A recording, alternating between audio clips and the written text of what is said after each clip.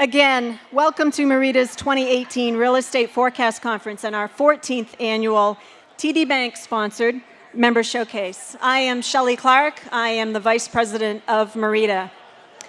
I'm sorry, I'm the Vice President of Operations of MEREDA. I'd like to welcome to the podium our President, Paul Peck. As many of you know, Paul is an attorney at Drummond & Drummond.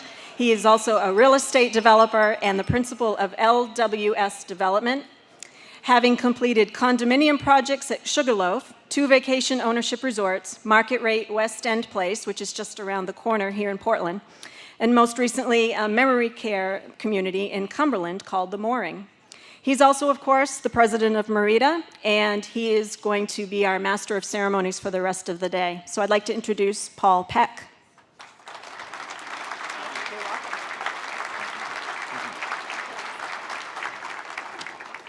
Good morning. What a great crowd. I'm Paul Peck. I'm an attorney at Drummond & Drummond. I'm a developer with LWS Development, and I am MEREDA president for until the spring. It's been a fun couple of years being your president, and I've very much enjoyed it. I love this organization. We do so much for Maine. We do so much for our members, and I love every minute of it, and I think most of our members love this organization as much as I do. God, these lights are bright. Holy moly. So we have over 900 signed up. I have never, ever been to an event in Maine.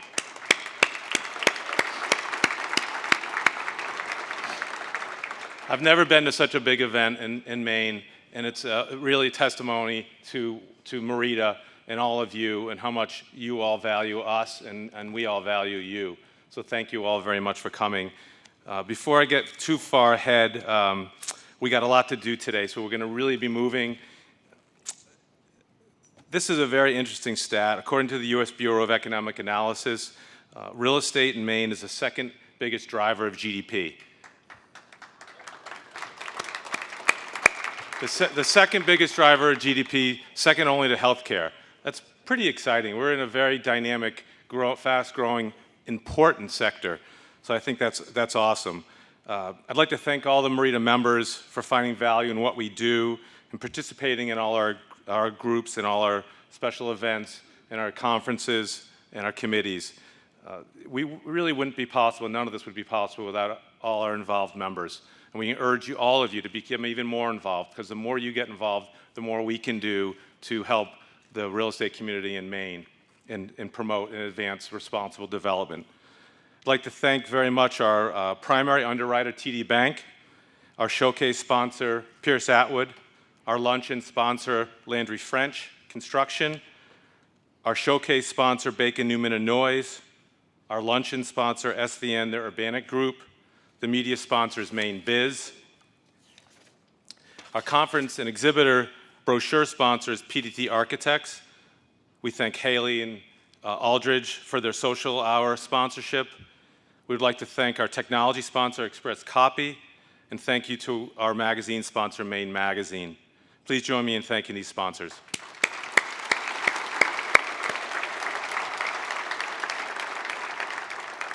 We have a great day ahead of us at the TD Bank-sponsored MEREDA Forecast Conference. You should have gotten an agenda when you walked in. If you haven't, the whatever that thing is there on the QR code is on your table, so you can scan that, I'm told, and something will appear on your phone. So that's sort of cool. You can also hashtag MEREDA 2018 on Facebook, Twitter, and Instagram.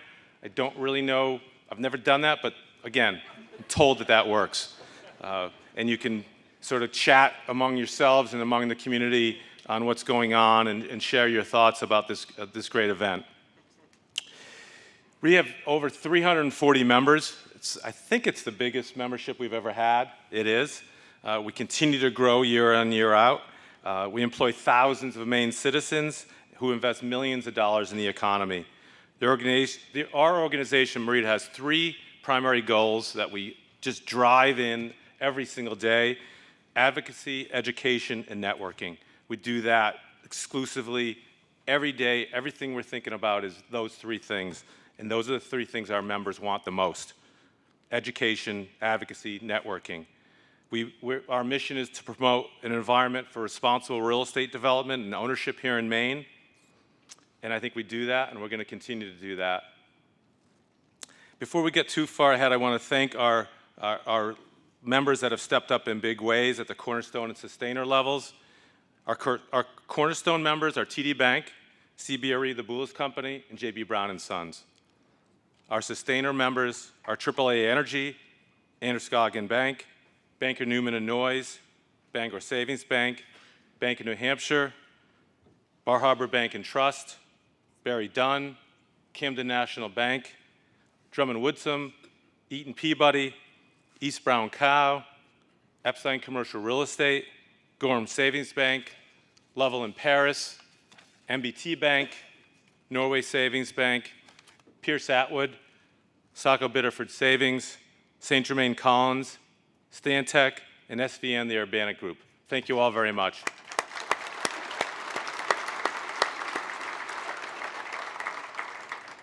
Today's program has been approved for four continuing education credits for brokers, attorneys, appraisers, and architects. Attendees need to sign the form. We have a bunch of forms at the registration table. You need to sign in to make sure you get your credits. And if you don't, you won't get them. And also, if you don't stay the day, you don't get them. Really? I'm also required by the Maine Real Estate Commission to read you the following statement. This program has been approved by the Director of the Real Estate Commission for 4 clock hours towards fulfillment of the educational requirements for activation or renewal of a real estate license. The Commission is interested in the quality and delivery of educational programs which are offered to licensees, and therefore welcomes and encourages comments regarding program subject matter and quality and delivery of the program. I would like to extend a special thanks to our exclusive bank sponsor, TD Bank, for sponsoring our annual forecast conference again this year. And for the 15th year in a row, we are deeply indebted to TD for also providing MEREDA with a matching grant program, which helps new members afford their first-year dues. This program makes a major contribution to MEREDA's continued growth. More information about it is in your program. Thank you, Larry Wold and TD Bank, for all you have continued to do to support MEREDA.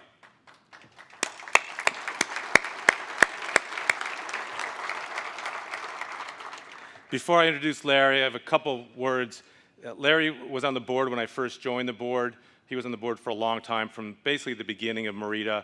He tells stories of how MEREDA struggled in the early days to attract membership and dues and afford to really operate.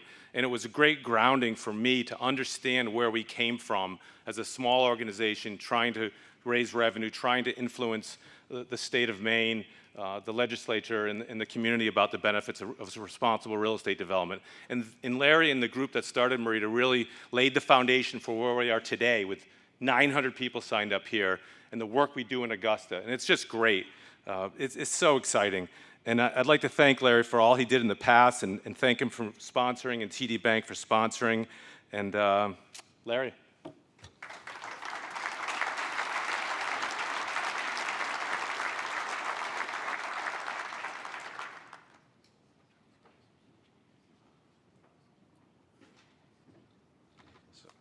Clearly, Paul is not the technology sponsor of today's event. So start with an apology to any of you who were at the Sea Dogs Maine Children's Cancer Program last night and are having to endure listening to me for the second time in about 18 hours. That's a lot to ask. So we think today is going to be, I'm sure today is going to be a very upbeat, positive kind of day when you just think about what's going on in the real estate market. And so we wanted to get the day launched on a very positive note. And thank you to Paul and Shelley and the board for giving us the opportunity here to start out the day by introducing a program that we started at the bank about a dozen years ago called Housing for Everyone. And it's run by our foundation. And over the course of that period of time, we've given away about $25 million to various organizations to promote affordable housing in the communities that we live and work in. And we've done several of these in Maine and kind of really recognize, as I know a lot of people in this room do, that our communities are really ecosystems, and everything about it has to be healthy for it to have the kind of sustained prosperity that is everybody's hope for our communities to reach. And so now turning the clock back a little bit, some of us in this room remember Portland before the Franklin Arterial, but for those of you who are newer to town, there was a point in time where that didn't exist.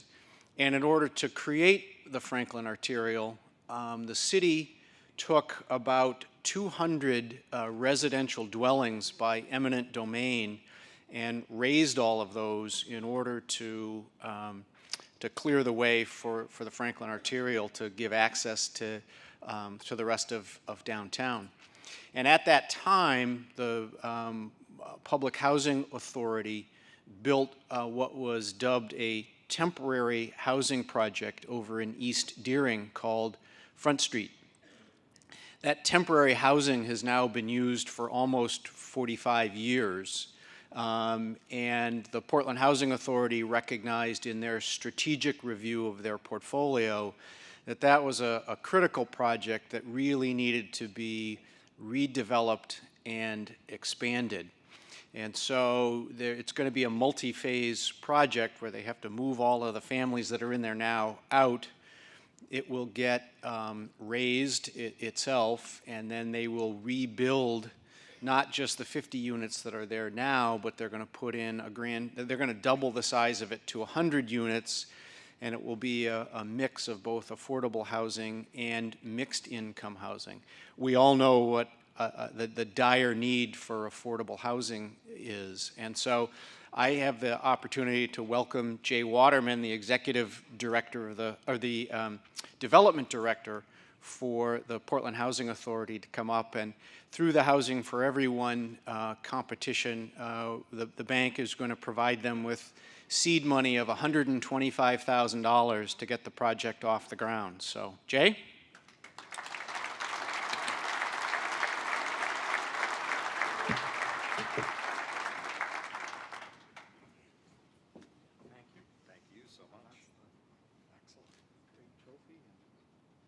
Check for $125,000. Don't lose it. No.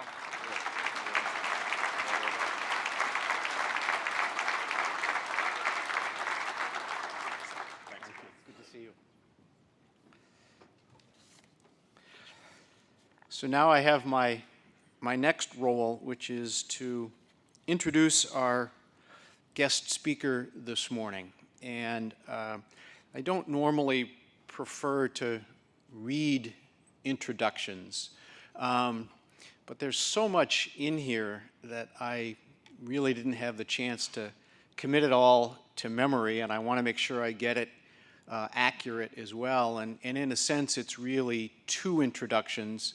It's both an introduction of Greg Powell and not really, if anybody in here needs an introduction to the Alfond Foundation, you haven't been reading the paper, but it's a really neat chance to step back, and we all kind of see it in isolated instances, what they have done for our state, but to see it all together was a great reminder to me of just what a significant impact it has made on the state.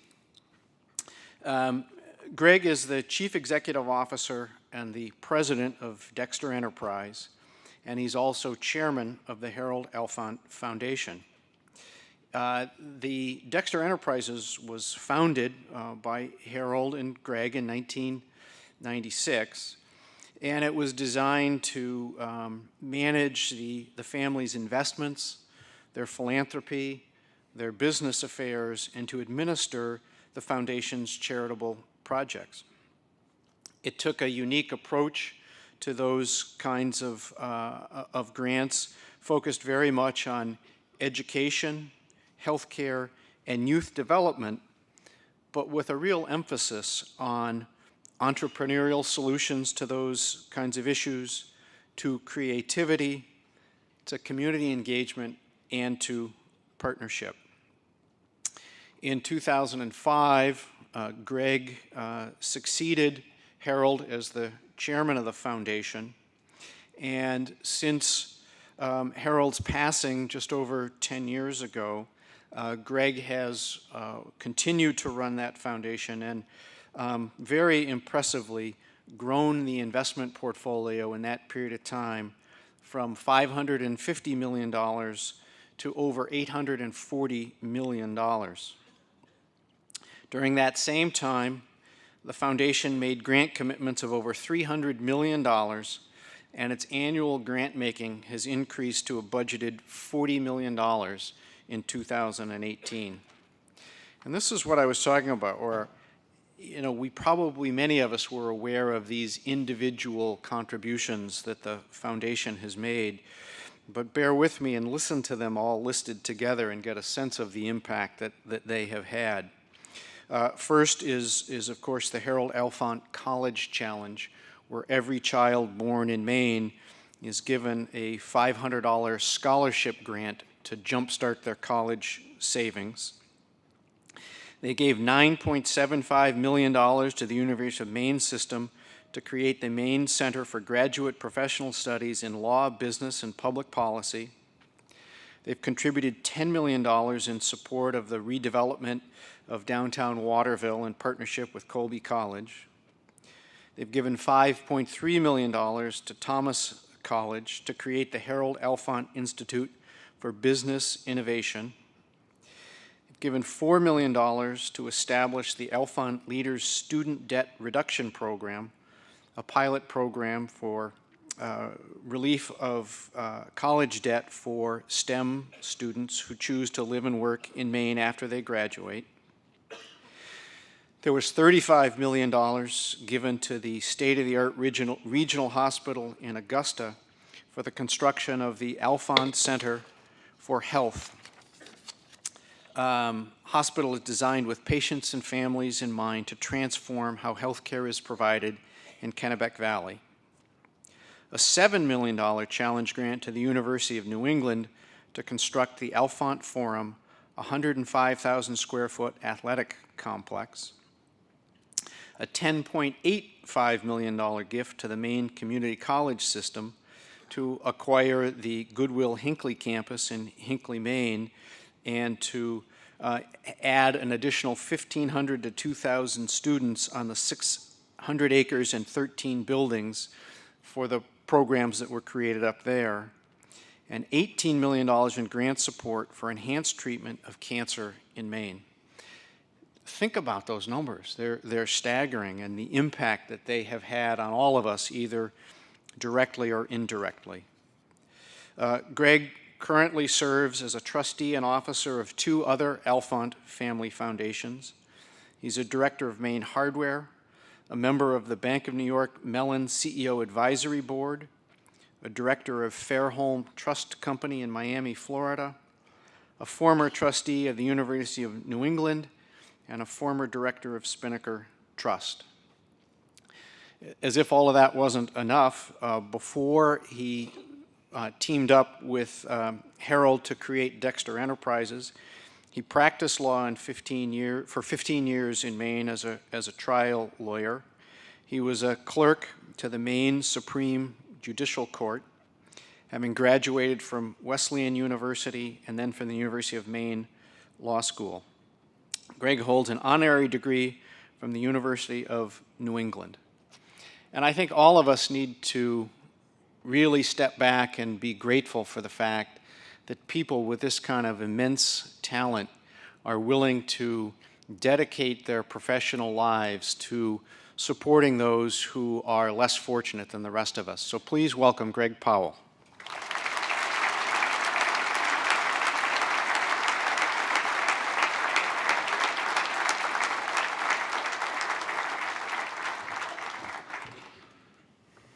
Good morning, everybody. I got to tell you, I only wish my mother-in-law were here. I've heard all of that. Thanks, Larry. Have to have you over for dinner when she's in town. Folks, it's an honor and a pleasure to be here with you this morning. But honor and pleasure aside, there are actually only two reasons I'm here as your speaker this morning. First, Shelley Clark wanted a brilliant, eloquent speaker, a renowned expert in real estate, the national economy, economic development. Second, that speaker canceled. Now, actually, back in law school, I did write a law review article on Maine real actions to try title.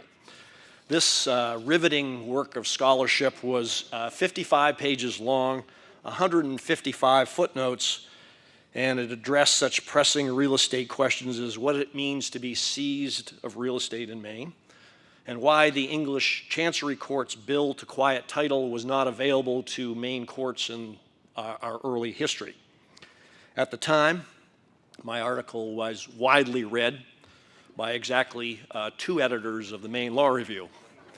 And since then, no human being has ever laid eyes on the article and stayed awake. So I know nothing about real estate that's relevant to this conference. But at the Harold Alfond Foundation, we are incredibly excited about what's happening in this state to build a better future. And we know this organization, all of you in this room, are a big part of that future. So it's a real honor to be here with you this morning. So I'm pleased and honored to tell you a little bit about the foundation and our work in economic and workforce development here in Maine.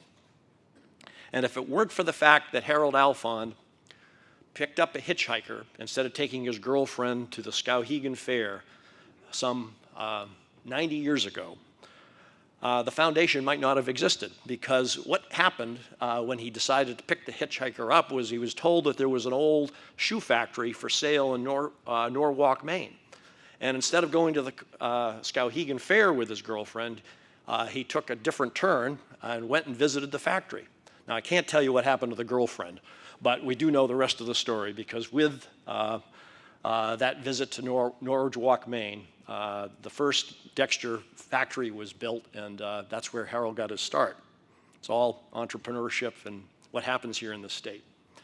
At any rate, the Harold Alfond Foundation was actually created in 1950 by Harold, the founder of Dexter Shoe, and it was the first private foundation in the state of Maine's history, and today it is the largest. For 57 years, until his passing in 2007, at the ripe old age of 93, Harold supported charitable causes in the state, particularly in the area of education and athletics. Guiding Mr. Alfond's approach to philanthropy was a perspective of our state and its people that still guides the foundation today. As a resident of Maine for many years, Harold came to know the strengths and weaknesses of our state. He knew we are geographically large, with vast undeveloped rural areas. He knew we have a small, hard-working, independent, sometimes feisty population without great wealth. And he knew most of our citizens were like him and had never had the opportunity to go to college. And with these traits in mind, and from his love of sports, Harold recognized that community teamwork and partnership were essential elements to Maine's future and to having a future of excellence. In a state of limited resources, bringing people, businesses, organizations of all stripes together to achieve what no one individual entity could achieve acting on its own was the way to a better future. And he knew, because resources were so scarce, that every dollar needed to count. In the 10 years since Harold's passing, the foundation has awarded over $300 million in grants, mostly to organizations in Maine. And at the close of 2017, as Larry alluded to, the foundation had assets of just over $840 million, up from $773 million at the end of 2016. And as for grant spending, the foundation paid out about $38.6 million to 48 organizations, nearly all based in Maine. And this year, the foundation has a grant budget of about $40 million. We expect that our grants will be directed at projects that are consistent with the pattern of giving of Mr. Alfond, are large scale. We hope they will build partnerships, strengthen existing organizations, and hopefully generate transformative, enduring contributions to the state that we all love. Almost always, we require our recipients of grants to have skin in the game, vesting them along with the foundation in successful outcomes. It's just like a real estate deal. It's usually better to be working with somebody who's got their own money in the deal. Our areas of interest, as Larry said, continue to be education, healthcare, and youth development. And respecting Mr. Alfond's love of sports, we continue to fund athletic facilities and programs, and we always will. But in the last decade, with this country facing the economic challenges that it has, we have developed an emphasis on deploying grants that promise to more effectively enhance the skill levels of Maine's workforce, and in so doing, we hope, advance Maine's economy. Given the Foundation's charitable legal status, we have predominantly done this by funding education in recognition of the fact that the most prosperous communities are those in which education attainment is highest. At a most basic level, our grants in education are premised on the belief that a critical mission of education should be to build and sustain a skillful workforce, and the fundamental reality that a skillful workforce is indispensable to economic prosperity. We live in a world economy connected by the internet, more competitive than ever, where the skill and capabilities of our labor force is continually tested. At the Foundation, we believe that the skill and education of our workforce, nationally and in Maine, will determine our future leadership in the world. So we see extraordinary challenges today that make the need for a renewed and creative commitment to the economic mission of education more compelling than at any time in our history. And I'd like to share with you 5 challenges that we see, and I would guess you see as well as you look at this state and you look at our country. First, because of the high costs of, and other factors, not enough of our citizens go on to higher education and complete it. Today, only 1/3 of Maine's population have higher education degrees, and only 40% of graduating seniors from high school apply for and complete associate degrees, or complete associate or bachelor's degrees for that matter. Yet, over 60% of future jobs in Maine will require higher education in some form. On top of this, Maine citizens who have had some higher education have managed to accumulate over $4.8 billion in student debt, one of the highest debt burdens per capita in the country. A second challenge we see is that here in Maine, our skilled workforce has been declining. Between 2014 and 15, for example, I read that 14,000 skilled workers left the state. Meanwhile, our population is aging and our birth rate has not been rising. 370,000 of Maine's workforce is comprised of baby boomers. As they retire in the years to come, only 259,000 younger people are poised to replace them, a reduction in Maine's workforce of 16%. A third challenge. We see there is not adequate alignment and supportive interaction between higher education and employers. As such, the skilled workforce needed by Maine employers to grow or by employers who may wish to locate in Maine is not present. Fourth challenge. Given our state's limited financial resources, we don't see enough collaboration and partnership within and between institutions to promote efficiency and excellence. And finally, not just in Maine, but across our country, we are transitioning from an industrial to a digital economy. This transition has been painful, as all transitions have been over time. And it's been especially challenging for 60% of the American population who have struggled to adapt to workforce needs, and as a consequence, seen little to no increase in their real wages for over 3 decades. This phenomenon is especially true of rural areas in our country, including rural Maine. So those are the challenges. But with these challenges, at the foundation, and I expect here in this room, we can see great opportunity. And so we have been looking for great partners and to fund initiatives designed to enhance business education generally, to forge closer, beneficial partnerships between educational institutions and businesses in the state, so what is taught is what is needed in the workforce. We've wanted to incentivize, through our programs, more skilled workers to stay in Maine or move here. And we've wanted to accelerate the creation or operation of business in focused sectors of the Maine's economy. And finally, consistent with our College Challenge program, we've wanted to improve educational attainment of all citizens from all walks of life. And what we are seeing in this state is terrific. With our grants, Maine citizens, Maine business, for-profit and nonprofit alike, have stepped up big time to recognize Maine's challenges and see those challenges as opportunities for growth and progress. Larry mentioned some. The ones I would highlight include what's happening next month at your breakfast here. You're hosting a presentation on the Focus Maine initiative. This initiative, carefully studied and thought out, is now in its implementation phase as it seeks to promote agriculture, biopharma in Maine, and to grow the base of our knowledge workers. The foundation has awarded, I think, $4.9 million to that initiative, thanks to Andrea, with the extraordinary array of talent behind Focus Maine, like Andrea and Mike and so many people who have been involved in this.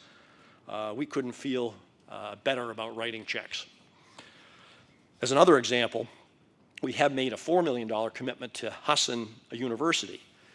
Husson, in the Bangor area of our state, is Maine's fastest growing and largest business educator. And so we've been pleased to do that and sort of fit inside the description I've been giving you. And collectively, taken in the aggregate, over $20 million has been spent toward our initiative in Waterville and the Waterville region to sort of revitalize that city and the surrounding area.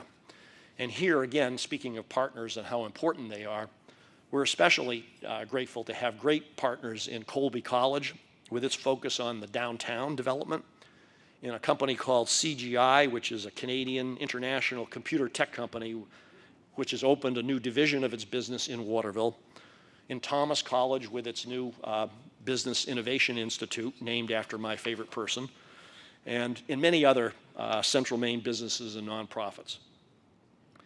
In Waterville, at Husson, and with Focus Maine, we have outstanding partners. And with our partners are seeing challenges become opportunities and opportunities becoming progress.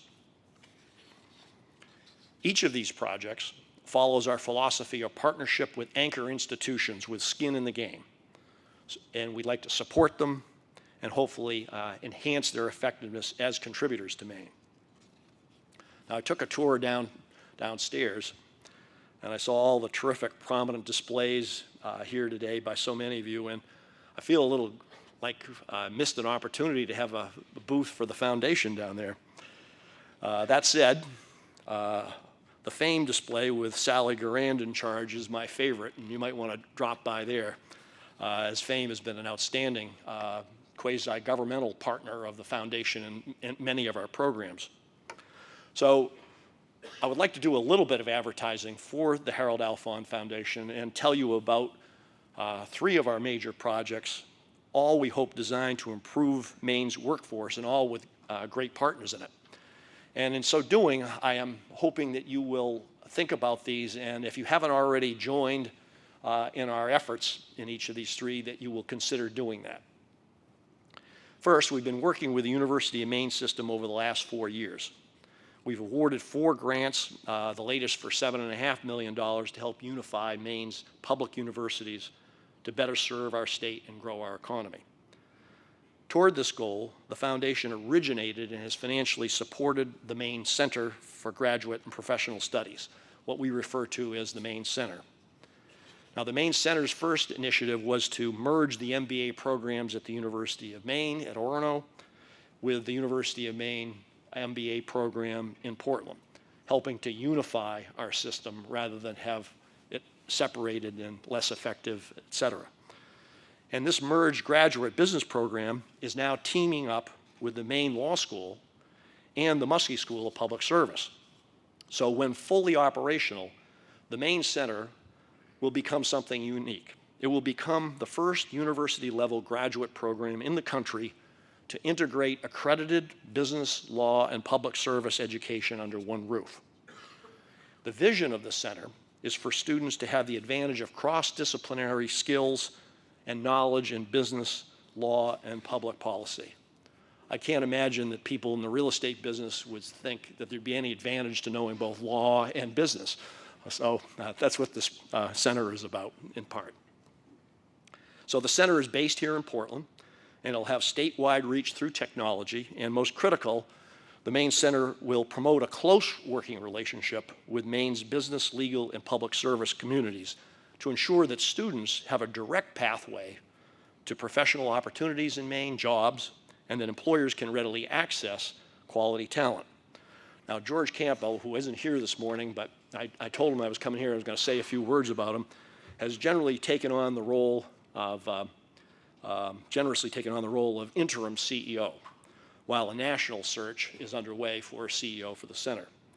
So when George comes knocking on your door, please be sure to open it and let him in, and let him know what your business needs, how the center can help, and then offer your help to build out the Maine Center vision. A second advertisement is about the college, the Alfond Leaders Student Debt Reduction Program. We launched this last year, and the program really has two goals. One of them is to reduce Maine student debt's burden, and second, to help build our state's workforce. Now, we've committed $5.5 million to this initiative, but that's only a start. This is a pilot.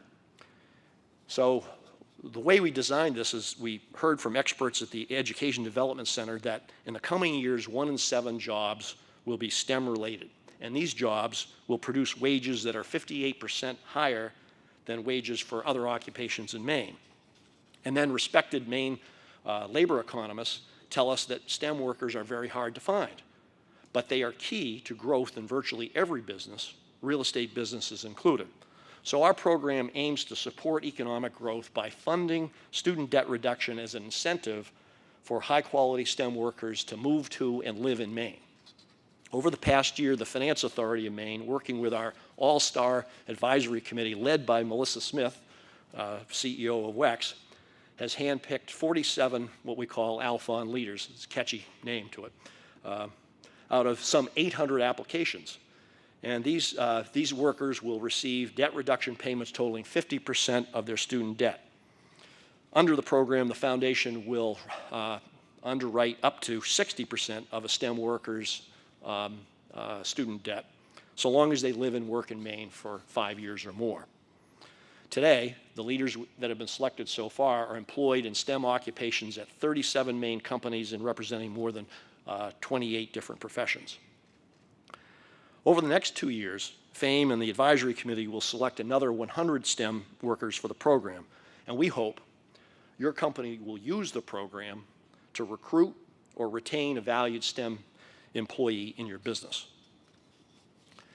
Third and finally, the foundation is working to ensure that the next generation of Mainers can better access higher education without incurring the same financial burden as the current one. And we do this through the Harold Alfond College Challenge that Larry mentioned. It's really a first in the nation program. No one has ever done this before, where every child born in Maine gets a $500 college savings account. And it's now being copied all over the country. So as Maine goes, so goes the nation. And it's being studied by researchers, even the Federal Reserve. With the College Challenge, the foundation and our partners, and we have many, many partners, are seeking to raise the aspirations and improve access to higher education. And the aspirations part is just as important as anything. $500 is a drop in the bucket, but it is a seed, and it's a statement by our community that every child matters, that every child has a future, and that every child's future should be bright and should be filled with opportunity. So we're doing this automatically now. so every child gets an account. We started out where we had to, parents had to fill out paperwork and so forth. They don't have to fill out the paperwork anymore. They just get the $500. All they do is show up and claim it. And then it grows over 18 years as well. But we launched it in 2008 as a pilot, became universal in 2013, and today we have awarded over $41 million to over 82,000 children. And families have stepped up to join the savings effort in a really big way. Their own investments in the the Finance Authority of Maine's Next Gen plan now exceeds $47.5 million. And through a generous matching program, FAME has kicked in $6 million of its own. So we got $47.5 million from parents and families, $6 million from FAME, in addition to the $41 million that we put up. So over $93 million has been saved on behalf of Maine children for higher education under the program, and that's what I call skin in the game. It's what Mr. Alfond would have loved.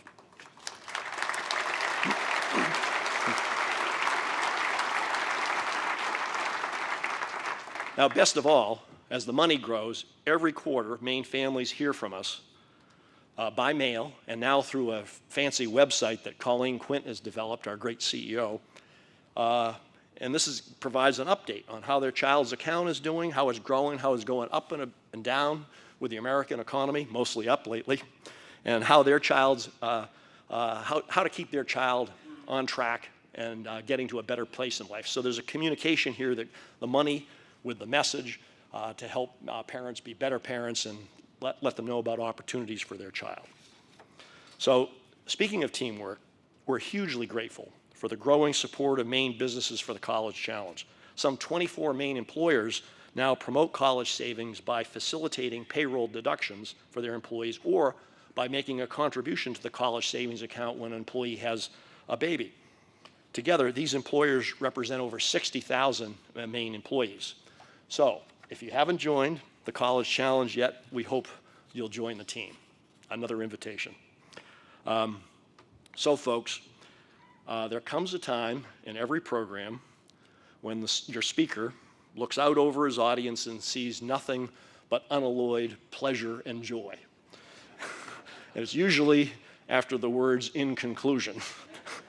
So, in conclusion, I want to leave you with this thought. America is a great, great country. There's no better place to be in this world, and you can feel it in this room with all you folks here this morning with a great, great organization like MEREDA. And while we live in stressful times, challenging times, we have as a nation and state met greater challenges than we face today. Civil war, financial panic, depression, 2 world wars, minor injuries of Tom Brady.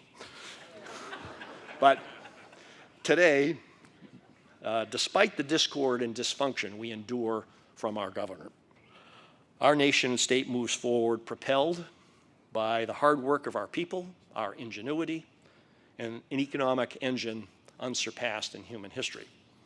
Today at this conference, true experts will give us an upbeat and current assessment of the impact and growth of real estate as a business in Maine.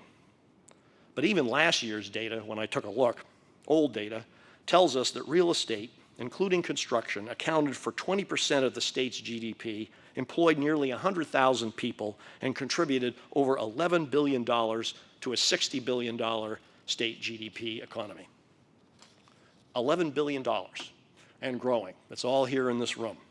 So, on behalf of the Harold Alfond Foundation, where our annual grant spending is a tiny fraction of that number, thank you for all you do for the state, and thank you for sharing your morning with me.